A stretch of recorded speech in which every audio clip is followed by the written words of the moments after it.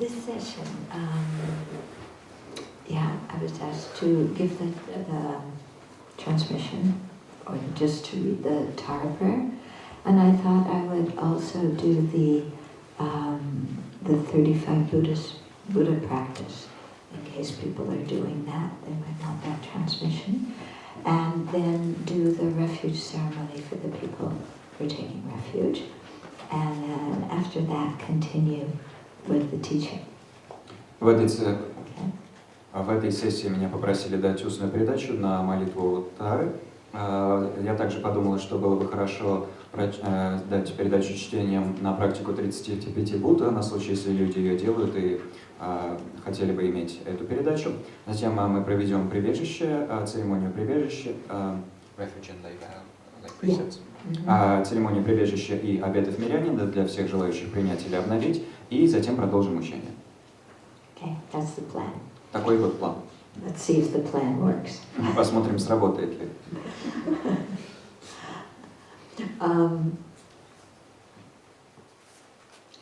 I really want to emphasize first, before we start that, because it came up when we were talking at lunch, that when I said, we should understand all the different things that we're doing, and not just do them blindly, I didn't mean that you had to have mastered everything by tomorrow morning. Следует отметить вот что. Эта тема всплыла во время обеденной беседы. Когда я сказал, что нам следует понимать все, что мы делаем, речь не шла о том, что следует все, необходимо или можно все освоить к завтрашнему утру. Okay. Sometimes at the beginning, we want to know everything all at once and understand everything all at once, but we can't, because it takes time. You hear different things at different teachings, and then you think about them and understand them. So it's a process that takes time. Иногда поначалу хочется сразу все понять, сразу все освоить, но это дело невозможно. И вместо того мы усиливаем свое понимание каждый раз, когда в рамках учения что-то слышим, тем над чем-то размышляем, затем что-то в большей степени начинаем понимать. И это процесс, на который требуется время. And it's the same about, understanding these 4 establishments of mindfulness. You're hearing the teaching now. Yeah, like I said, I can't go into all the details of it. You may or may not understand everything. You may or may not agree with everything. Just listen, take it in, work with what you understand, and slowly, slowly, you'll come to understand more.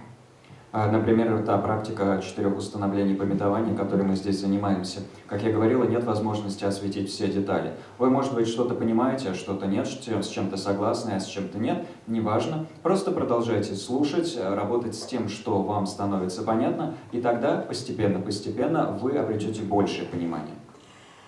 I was telling somebody that I remember, at the beginning when I was first learning in Nepal, all of us wanted to go into long retreat. Yeah. We had known the Dharma maybe 6 months, maybe a year. We all wanted to go into long retreat, become Buddhas. Я кому-то рассказывала, что поначалу, когда я только начинала свою учебу в Непале, мы все там хотели уйти в длительный ретрит. Знакомы с Дхармой мы при этом были около 6 месяцев, или может год, но все хотели уйти в длительный ретрит и стать Буддами. Because it sounds very good, doesn't it? We all want to be like Milarepa. Потому что звучит очень здорово, правда? Все хотим быть как Миларепа. Yeah, but we also want to do our retreat in a nice cave, with a soft bed and decorated walls and a heater and a refrigerator. Но также мы хотим в уютной пещерке свой ретрит выполнять, чтобы и кроватка была мягкая, и обогреватель был, и холодильник при этом. So we have to ask ourselves, are we really ready to do strict retreat, solitary, in a cave? Стены были изукрашены, и поэтому нужно себя действительно спросить, а готовы ли мы к выполнению строгого ретрита, одиночного ретрита в пещере? Yeah, it's very romantic, but we have to be practical. Это очень романтично, конечно, но нужно быть прагматичными.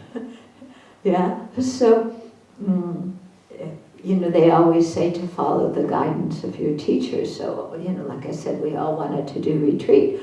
And Lama had different plans for us. You know, there was one monk, for sure he was going to go and become Buddha.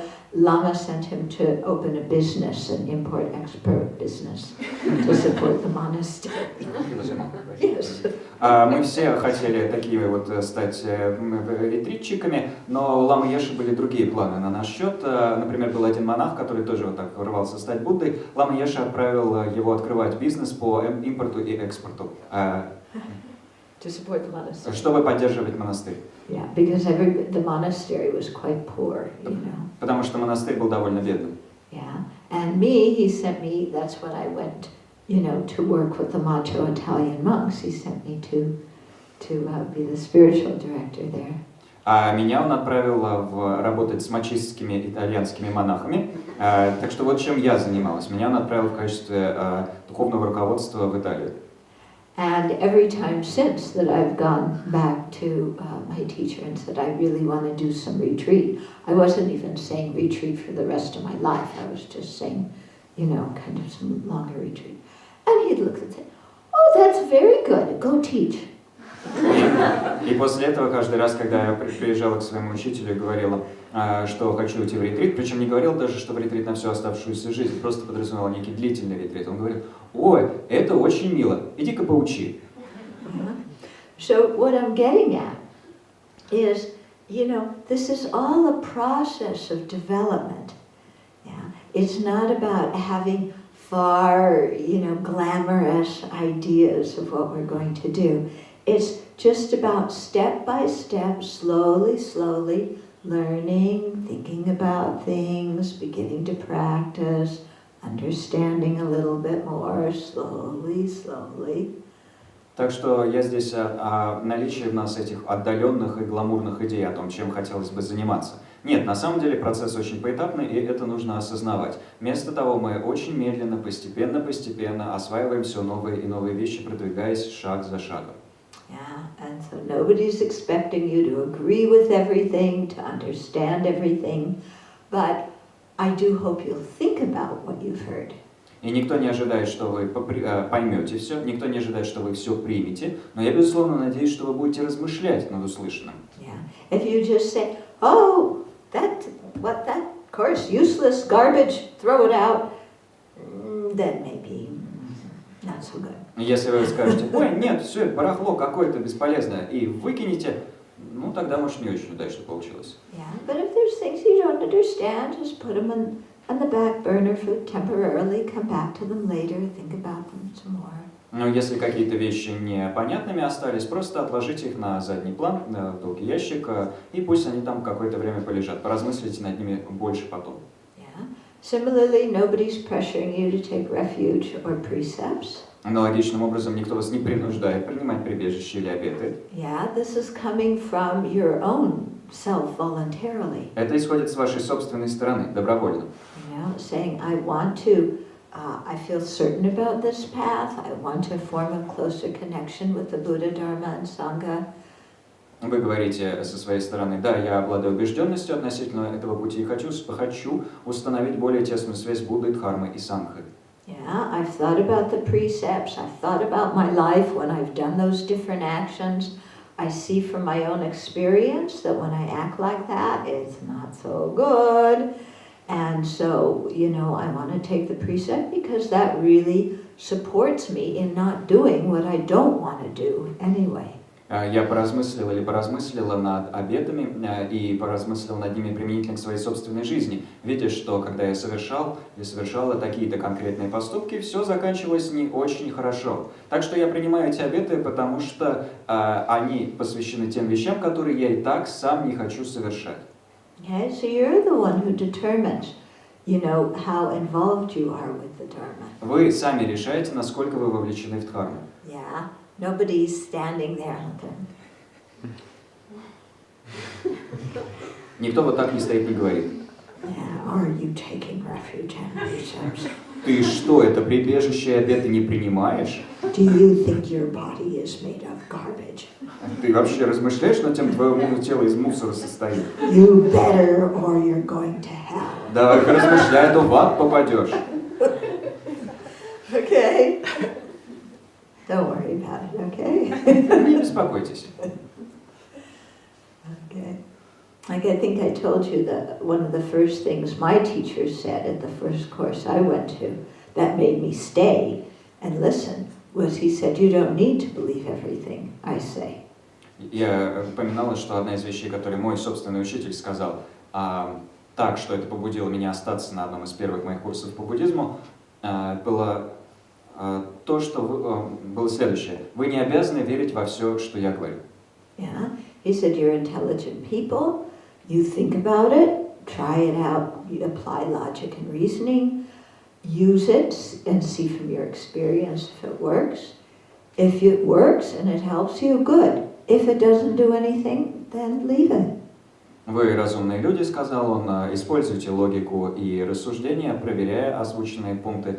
Затем попробуйте их на практике и посмотрите на собственном опыте, работают ли они. Если они работают, прекрасно, пользуйтесь. Если нет, просто отложите. Okay, so that's what I did, and that's how, I discovered for myself that the teachings were really meaningful and valuable. Это я и сделала, и так я для себя узнала, что учения обладают подлинной значимостью и ценностью. Yeah. At my first course, I didn't go, hallelujah, I found the Dharma, На первом своем курсе я не пела «Аллилуйя, я отыскала Дхарму». Yeah, did they say hallelujah here? Is that only? Oh, okay. I didn't know if that was just a Protestant thing or not. Okay. So, so it's got to be an organic development inside of yourself. В вас эти вещи должны органичным образом развиваться. It's not something that's forced on you. Это не нечто, что вам навязывается. Yeah. Okay. So very important you understand that. Очень важно это понимать. Yeah, and don't pressure yourself. И не насилуйте себя. I've got to be Buddha by Tuesday. You have until Wednesday. О, нужно Буддой ко вторнику встать. Не беспокойтесь, можно до среды подождать. Okay.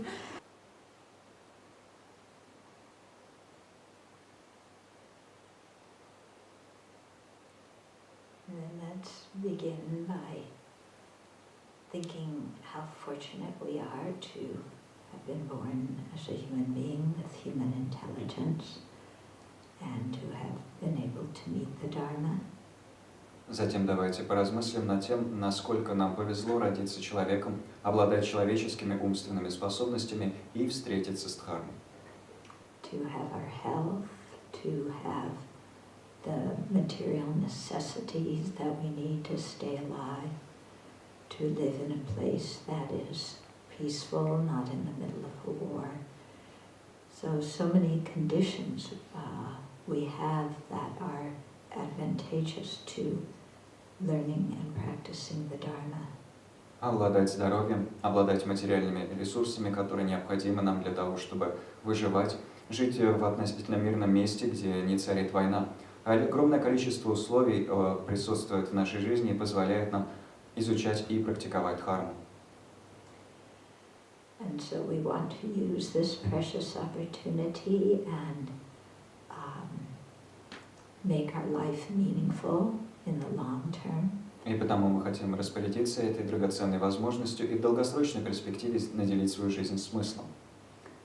So it's good to aspire to be free from the cycle of existence that is bound by ignorance. И хорошо в силу этого устремляться к свободе от цикла существования, спутанного неведением. And it's even better to open up our hearts and minds to all living beings and want to be able to liberate them from cyclic existence and the ignorance that is its cause. А еще лучше открыть свои сердца и умы для всех живых существ и пожелать их освободить от циклического существования и неведения, что является причиной этого циклического существования. So right now we have the Buddha nature, that's a natural part of our mind that can never be separated from us. Прямо сейчас мы обладаем природой Будды, которая является естественной частью нашего ума. Ее невозможно с нами разделить. And we have all the good conditions to practice. Мы обладаем всеми благоприятными условиями для практики. So let's really generate a strong intention, a strong aspiration to develop all of our good qualities and leave behind our faults so that we can attain Buddhahood and be of the best service to other living beings. Так что давайте зародим мощное намерение, мощное устремление к тому, чтобы развить все наши благие качества и отбросить все недостатки, чтобы суметь достичь состояния Будды и приносить пользу всем существам, помогать всем существам. And although that might take a long time to do, it's very valuable. So let's start on that path. И хотя на осуществление этого может потребоваться много времени, сам процесс чрезвычайно ценный, и потому давайте начнем этот путь.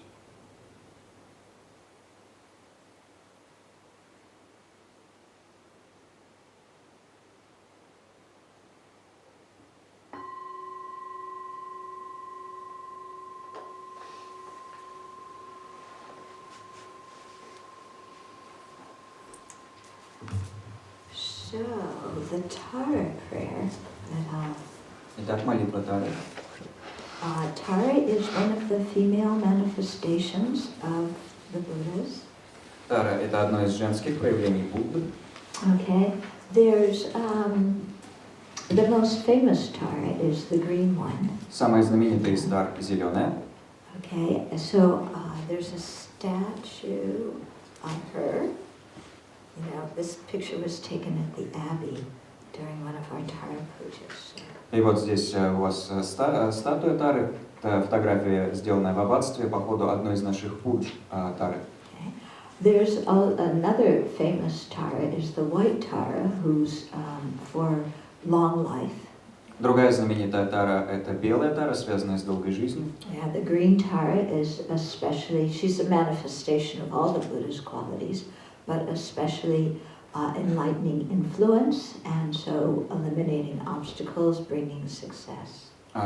Зеленая Тара является проявлением всех качеств Будды, но в особенности просветляющего влияния, то есть устранения препятствий и принесения успеха. There's also one verse, one prayer where we chant praises to 21 forms of Tara. Есть также молитва, в которой мы поем или декламируем восхваление к 21 форме Тары. And some of those forms of Tara are peaceful, and some of them are rather fierce. Некоторые из этих форм Тары мирные, а некоторые довольно яростные. When you see the fierce deities, what that's representing is the mind that says, okay, this is it, finished, you know? Kind of the mind that's just really strong, really clear. I'm not taking any nonsense from my ignorance, anger, and attachment, you know? I'm not taking any nonsense from my self-grasping and my self-centeredness. That's it. Когда мы видим яростные формы Будды, они отображают сильный ум, мощный ум, который говорит: все, хватит с меня ерунды, которые мне впаривают мое неведение, гнев и привязанность, хватит меня чуши, которые мне впаривают мое цепляние за я и эгоцентризм, все, с меня довольно. Okay. So these fierce-looking deities are not ferocious towards us. Yeah, they're ferocious towards our obscurations, our afflictions, the things that hinder us from progressing on the path. И яростные божества, которых мы видим, проявляют ярость не по отношению к нам, а по отношению к нашим завесам и омрачениям, то есть тем вещам, которые препятствуют нам в продвижении по пути. Okay. There's also another practice that we do. It's an all-night practice with Tara, and that on your altar you have the names of 108 Taras.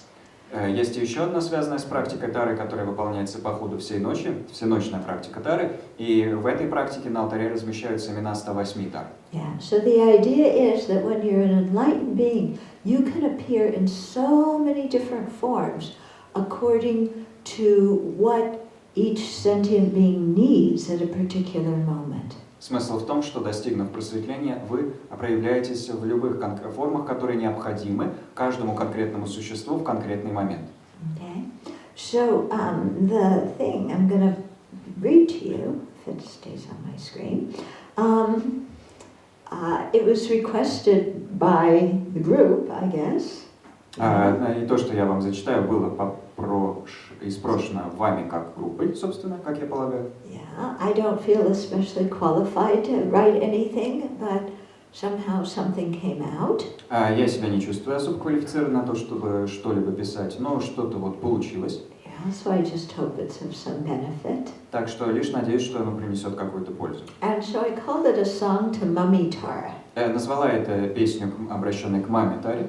Okay, because Lama Yeshe used to say that Tara was like our mother in the sense that she represents wisdom and gives birth to the Buddhas. И потому что Лама Еши говорил, что Тара подобна нашей матери, в том смысле, что она представляет мудрость и порождает Будду.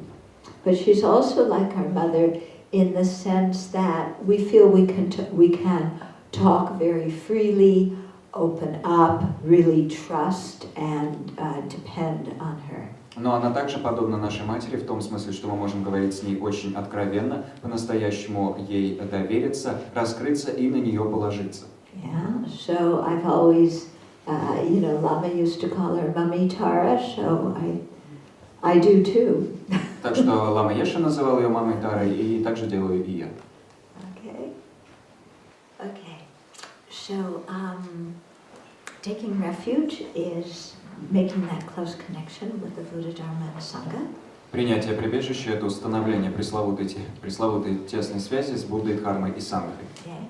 And the analogy that's often given is we're like sick people suffering from samsara. Аналогия, которая приводится обычно, такова. Мы подобны больным людям, страдающим от сансары. Yeah.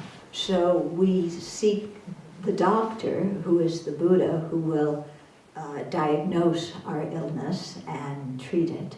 И мы ищем врача, то есть Будду, который поставит нам диагноз и станет лечить нашу болезнь. Okay. So the Buddha is able to tell the cause of our cyclic existence, and he prescribes the medicine of the Dharma. Будда способен диагностировать нашу болезнь, циклическое существование, и прописать лекарство Дхармы. Okay. And so then we have to take the Dharma and, like medicine, take the medicine. И затем нам нужно употреблять Дхарму подобно лекарству, принимать ее как лекарство. Yeah. If we just keep the medicine by the bedstand, but we don't take it, we're not going to get well. Если мы будем хранить лекарство на ночном столике, но принимать не станем, то не поправимся. Yeah. So we have to make an effort to practice.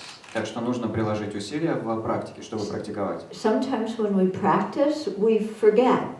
And we need some support when we practice. Иногда практикуем мы забываемся, нам нужна какая-то поддержка в практике. And so that's where the Sangha comes in, because the Sangha is our support, who encourages us and helps us. И в этом и назначение сангхи, потому что сангха – это те, кто нас поддерживают, ободряют и поощряют. Yeah. So as I mentioned on the first day, the Dharma is the real refuge, because when we have the true cessations and true paths in our mind, then we're liberated. Как я говорила в первый день, истинным прибежищем является Дхарма, потому что когда в нашем уме присутствуют истинные прекращения и истинные пути, мы освобождены. And the Buddha is the one who taught the Dharma through his own experience. Будда тот, кто преподал Дхарму на основе собственного опыта. Yeah, so he's a fully awakened being, meaning that he's eliminated all faults and obscurations and developed all good qualities limitlessly. Он полностью пробужденное существо, а это означает, что он устранил все недостатки и загрязнения и безгранично развил все благие качества. Okay, and then the Sangha are the ones who have realized the ultimate nature of reality and who are on their way to liberation and enlightenment. А сангха – это те, кто постигли окончательную природу реальности и движется по пути к просветлению, полному просветлению. So we take refuge in the Buddha, Dharma, Sangha, and because we trust their guidance. And the first thing that they tell us to give us guidance is what I call stop being a jerk. Мы принимаем прибежище в Будде, Дхарме и Сангхе, обращаясь к ним за руководством, и первое указание, которое они нам на этом пути дают – перестать быть козлом. Так я это называю. Okay, so how are we jerks? В каком смысле мы козлы и козы?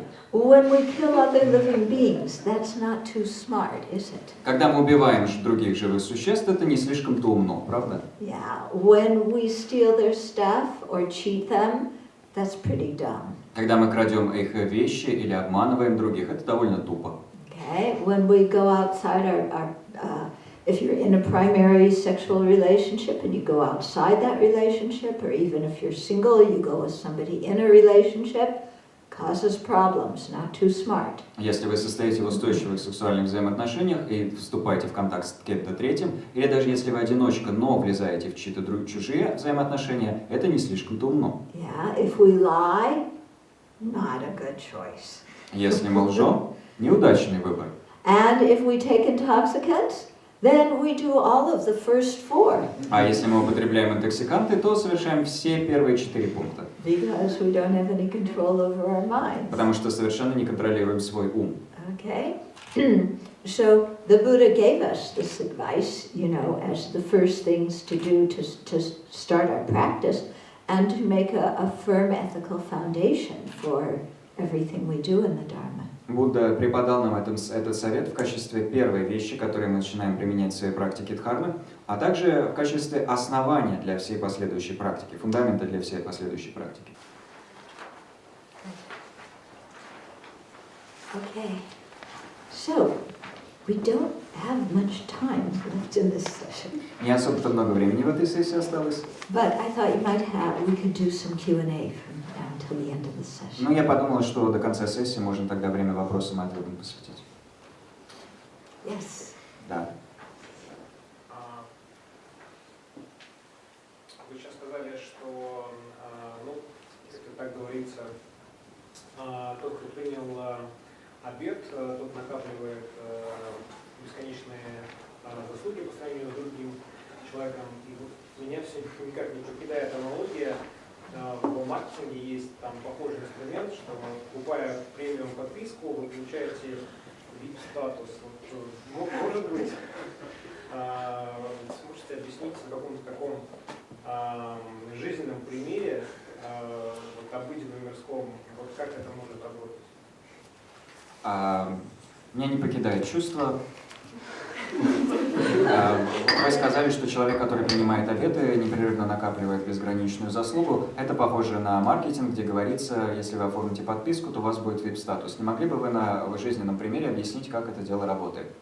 You've said that when taking a precept, one then accumulates infinite merits in each moment. And it seems that marketing also has tools like that, which say if you're subscribed to our services, you would get the VIP status. So could you explain in giving a daily life situation how that might work? Of accumulating. Что работает, как работает накопление заслуги? Ну да, например, вот если я по закону никого не убиваю, да, и если я там даже не знаю об этом законе, то мы с этим, если это 2 человека, то эти 2 человека, они равны, то есть никто из них там не накапливает чего-то больше, там, неуважения в обществе, вот в этом плане. Просто пытаемся понять, какой пример вам нужен. Пример чего? Вот подобный, что как это можно... Нет, вы хотите... I'm trying to figure out the question. Вот из моей аналогии, да, что, например, есть закон некий, там, нельзя убивать человека. Вот неважно, по идее, кто его нарушит, он понесет в идеальном обществе одинаковое наказание. Вот, и, соответственно, неважно, я знаю про этот закон или не знаю про этот закон, то есть не дает никакого преимущества или... здесь просто по аналогии, что человек, который взял обет и не убивает, он накапливает, какие-то условные монетки, грубо говоря. Вот. А тот, кто, соответственно, не делает то же самое, но не взял обет, он там этого не накапливает. Вот. Я просто не понял. Я тоже не Какую часть непонятно за мой вопрос? Никакую непонятно, честно говоря. Но я попробую дословно перевести, и вдруг случится чудо. So the question is, like in an ideal society, let's imagine we have 2 people, and both of them are not killing because there is a law not to kill. And if either of them kills, both would get the same punishment. Yeah. But in our case, with regards to the precepts, it seems like one person, by not killing, is actively accumulating points of sorts. Да, и в чем вопрос? Ну, почему какая-то разница возникает между этими людьми, если они не делают одно и то же действие? Ну, другой совсем вопрос. So what's the difference between the two people if both are abstaining from a certain action? Okay, when you take a precept, you're making a very strong determination that I am going to avoid doing that action. Когда вы принимаете обет, вы зарождаете очень мощную решимость. Я буду избегать совершения такого-то действия.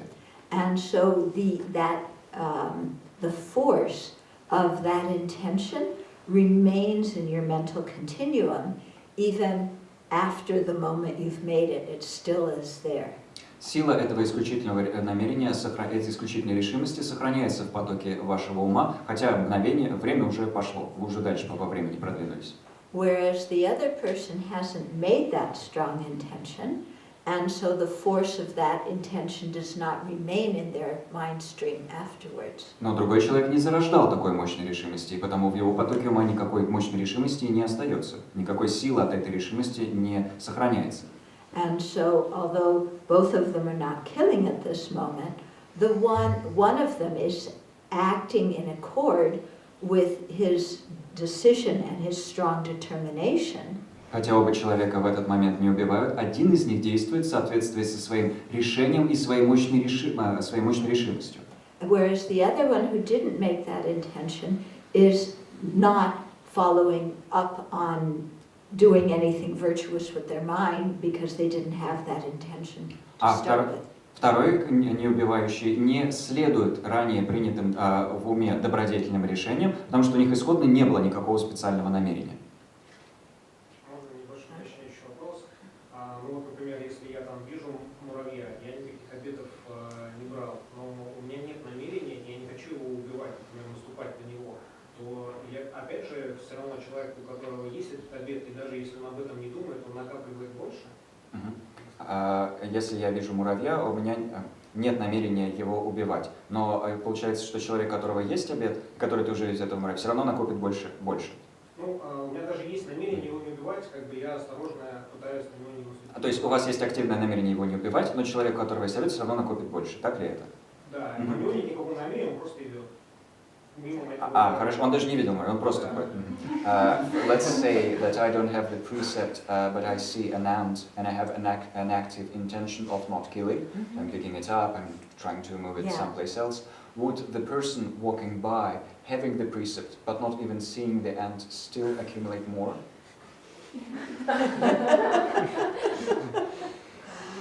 That you have to ask the Buddha. Про это Будду спросите. Both are accumulating merit. Which one is accumulating more? I have no idea. Оба накапливают заслугу. Кто накапливает больше, понятия не имею.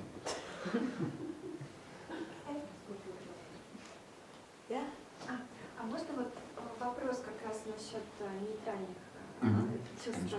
Вы записали, как-то нужно повторить? То есть пояснить немножечко, что это за чувства, там, как они возникают, и как вот это все с неведением связано.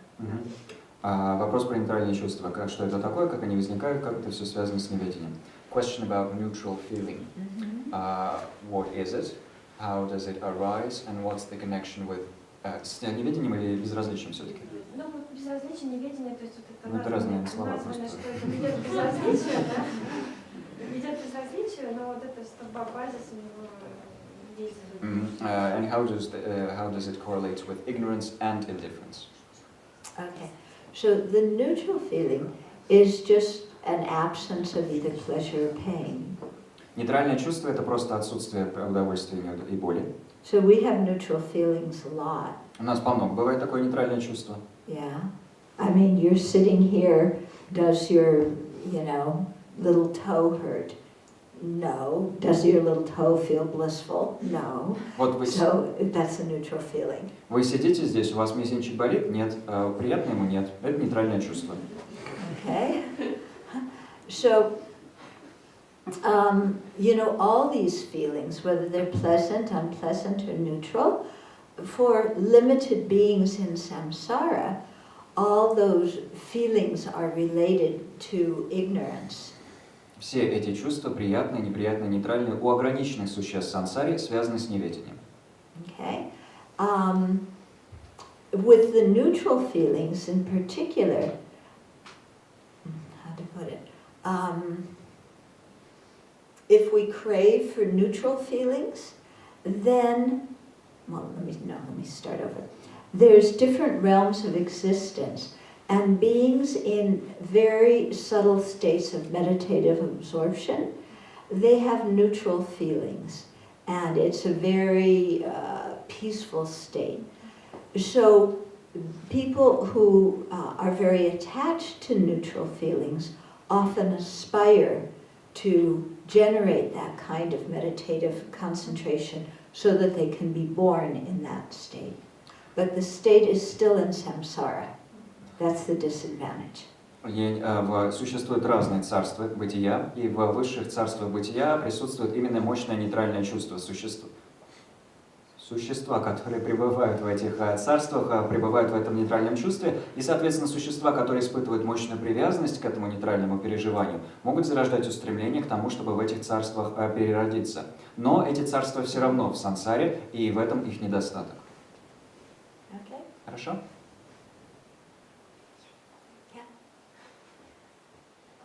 У меня два, может быть, похожих вопроса о привязанности и балансе. Во-первых, привязанность к детям. Как найти баланс? То есть я так понимаю, что привязанность может быть омрачающей, но привязанность к детям может быть, наверное, и хорошей, и нейтральной. И второе, про привязанность к человеку, скажем, близкому человеку. Но когда речь идет не о привязанности к телу, с которой понятно, что делать, а привязанность А к личности? Да, к личности, Хорошо, каким да. личным качеством может быть? Два вопроса про привязанность. Первое. Понятно, привязанность это вредно, но может быть привязанность к детям это полезно или нейтрально. А что делать с привязанностью к людям, когда ты привязан не к их телу, а к их личности? Two questions about attachment. First, I understand that attachment in general is negative, but maybe attachment to children can be positive or neutral, right? And the second one, what to do about attachment to people, not attachment to their bodies, because we've covered that, but attachment to their personality or qualities. Okay. So the word attachment can mean different things, the English word, in different situations. When psychologists use it, they talk about the attachment between the parent and the child, and that is a good kind of attachment because it stabilizes the child emotionally, yeah, and it helps the baby form a very primary relationship. But that attachment is very different than attachment that is based on exaggerating the good qualities of someone or something. Слово «привязанность» в английском, как и в русском языке, может иметь 10 миллионов разных смыслов, очень много разных смыслов. И когда психологи говорят о привязанности, например, говорят о привязанности между родителем и ребенком, они используют это слово в позитивном значении. Подразумевается нечто, что формирует у ребенка эмоциональную устойчивость. Кроме того, младенец в силу этой привязанности формирует первичные, очень важные взаимоотношения. Но эта привязанность, вот это, о которой психологи говорят, нечто совершенно отличное от привязанности, которая преувеличивает благие... Of a person or an object. That exaggerates the qualities of a person or an object. А от привязанности, которая преувеличивает благие качества личности или объекта. Okay. Now, a parent's affection for a child may start out being that good kind of attachment. But then later on, it's like, look what my child did. Любовь родителя к ребенку может начаться как вот эта благотворная привязанность, которую описали. А может она скоро и перерасти в «гляньте-ка, что мой ребенок сделал». Okay? And the second one about how to deal with attachment to people when we're not talking about their bodies. Yeah. Then there's the thing to realize that this is a person who is still in cyclic existence. They're still operating under ignorance. So no sense getting attached to them. В том, что касается второго вопроса, нужно осознать, что это человек, который все еще в циклическом существовании, все еще функционирует под влиянием неведения, а стало быть, нет особого смысла к нему или к ней привязываться. Yeah, you still have open-hearted care and concern for them. You still have love, wishing them happiness. You can still have compassion, wishing them to be free of suffering. But you're not clinging to this person as the one and only one that I can't live without. Вы все равно поддерживаете открытую сердечную заботу об этом человеке, можете поддерживать любовь, что желает ему или ей счастье, сострадание, что желает ему или ей свобода от страданий. Но вы не цепляетесь за этого человека, как за единственного, без которого прожить нельзя. You didn't do that very well. Не очень хорошо у меня получилось. Okay. Yeah. У меня вопрос по поводу ума Будды. Если у отдельных умов значительные признаки, ну то есть очищая загрязнение, характер и цепляние за я стирается, что вы скажете? Если у отдельных умов отдельных будут какие-то отличительные черты, ведь если мы стираем цепляние за я, что остается? A question about the mind of a Buddha. Do the minds of individual Buddhas have any distinguishing qualities? Because what is left when we're eliminating self-grasping? Okay. So the Buddhas, all their minds have the exact same qualities. Качества умы всех Будд обладают в точности одинаковыми качествами. They have the same realizations, the same true cessations. Они обладают одинаковыми реализациями и одинаковыми истинными прекращениями. But sometimes they may have different karmic connections with different sentient beings because of connections they developed before they became a Buddha. Но иногда у них могут быть разные кармические связи с разными кармическими существами в силу тех связей, которые они установили прежде, чем стали Буддами. Но ведь карма тоже полностью устраняется. Но ведь карма тоже полностью устраняется. But the karma is also completely eliminated with the Buddhas? The karma that is virtuous and non-virtuous, they no longer have. Here we're talking about just connections that, depend on imprints from when you were in samsara. So it's not the karma that brings a result. Yeah. Карма, которая делится на добродетельную и недобродетельную, у них отсутствует. Но мы здесь говорим не о той, мы здесь говорим просто о связях. То есть это не та карма, это просто связи с существами, а не та карма, которая порождает плоды. Yeah, it's just the force of kind of maybe familiarity or something like that, so that Buddha can, be of more help to an individual. Это скорее чувство знакомства или нечто подобное, в силу которого конкретный Будда может принести больше пользу конкретному индивидууму. Okay, but it's not the karma that results in this rebirth or that rebirth or anything like Это не та карма, которая приводит к такому-то перерождению, сякому перерождению и так далее. Okay, with that. Вот в конце сейчас. Правильно я понял, что такой рекомендованный способ работы с позитивными или негативными чувствами просто оставаться в созерцании и смотреть, как эта волна постепенно слушается. Правильно ли я понял, что рекомендованный способ работать с приятными и неприятными чувствами просто наблюдать и смотреть за тем, как они убывают? Did I get it right that the recommended way of working with pleasant and unpleasant feelings is just to remain in observation mode and see them gradually subside? That's one way. That's a good way, actually. They rise, they go, and you don't have to get involved in them and reactive with them. Это один способ, и он очень хорош. Они поднимаются и опадают, и вам нет нужды в них вовлекаться или реагировать на них. Yeah. If you feel that, if there's a pleasant sensation, if you feel attachment arising, then you might apply one of the antidotes to the attachment. And same if you feel some anger arising due to an unpleasant feeling, apply the antidote to the anger. Но если вы видите, что в силу приятного чувства возникает привязанность, вы можете применить одно из противоядий от привязанности. И аналогичным образом, если в силу неприятного чувства возникает гнев, вы можете применять одно из противоядий от гнева. Я хотела в продолжение вопроса, о связи, которая кармическая. Значит ли это, что существа, которые имеют определенную связь с Буддой, должны проявлять сами активность, чтобы Будда мог им помочь? То есть Будда сам не может проявить активность в отношении этих существ. Существа должны в ту сторону больше активности. Правильно ли я поняла в свете сказанного, что Будды, что существа, имеющие связь с конкретным Буддой, должны со своей стороны проявлять активность, а Будда не может со своей стороны в их жизнь вмешиваться, то есть существа должны проявлять активность? With regards to the Buddha and karma question,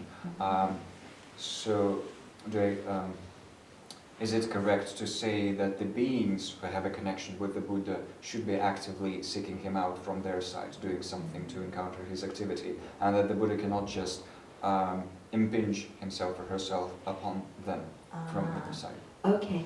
They say that the Buddha, all the Buddhas actually, are they're due to their compassion and their altruistic intention, they are spontaneously willing, emanating their, what we call their enlightened activity. Говорится, что в силу безграничного сострадания Будды непрерывно и спонтанно проявляют или эманируют то, что мы называем просветленной активностью. Okay, and whether a sentient being is open to receive that depends on the sentient being. А вот то, открыто ли живое существо к получению этой активности, зависит от существа. Okay, so the Buddha's enlightened activity radiating out to living beings is like the sun shine. It goes everywhere unobstructed. Просветленная активность Будд, которая излучается на живых существ, подобна свету солнца. Свет солнца повсюду исходит, ему ничто не препятствует. So from the side of the sun, there's no obscuration impinging upon it from shining in places. Со стороны солнца нет никакой завесы, которая мешала бы солнцу светить везде. Yeah, so from the side of the Buddhists, they don't have any problems, helping us. У Будды со своей стороны нет никакой проблемы, которая мешала бы нам помогать. Okay. However, if the sun is shining everywhere, but the bowl is upside down, the sun's not going to shine in the bowl. Но хоть бы солнце везде и сияло, если миска перевернута, солнце ее изнутри не озарит. And that has to do with the bowl.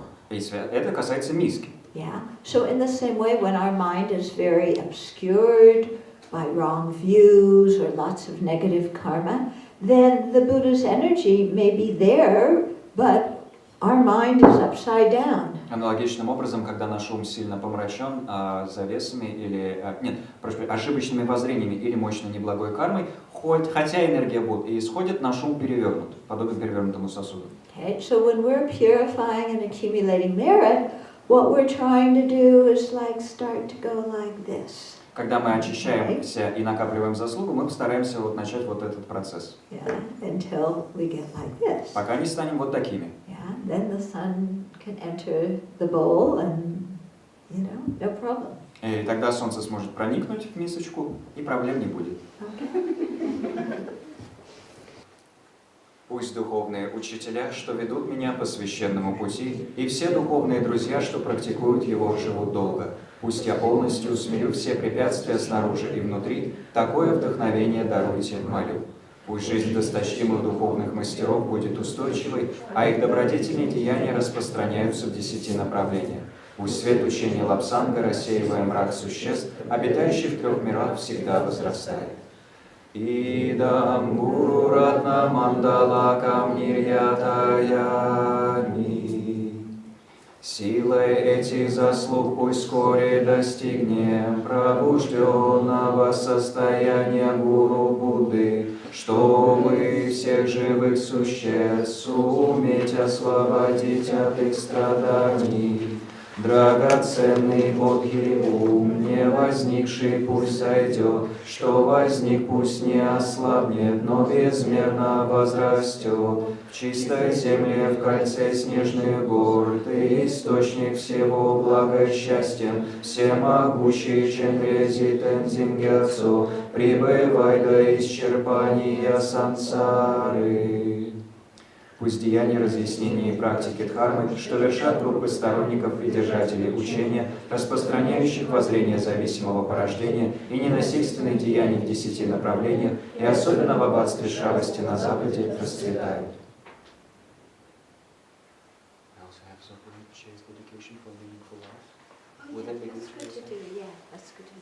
Страница 24.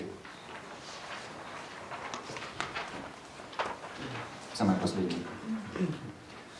Какие бы действия я ни совершал, ем ли я, иду ли, сижу ли, сплю ли, работаю ли и так далее, и любые переживания в моей жизни, взлеты или падения, счастье или несчастье, здоровье или болезнь, гармония или разлад, успех или неудача, богатство или бедность, хвала или критика, живу я или умираю, или даже если обретаю ужасающее перерождение, живу я долго или нет, пусть жизнь моя будет полезной для всех существ. Главная цель моей жизни не в том, чтобы просто обладать богатством, уважением, славой, здоровьем и счастьем. Смысл моей жизни в том, чтобы приносить благо всем живым существам. Посему пусть отныне любые совершаемые мной действия будут полезны для всех живых существ. Пусть все, что я переживаю в жизни, счастье или страдания, будет посвящено осуществлению в моем уме пути к пробуждению. Пусть все, что я делаю, говорю или думаю, приносит благо всем живым существам и помогает им быстро достичь полного пробуждения.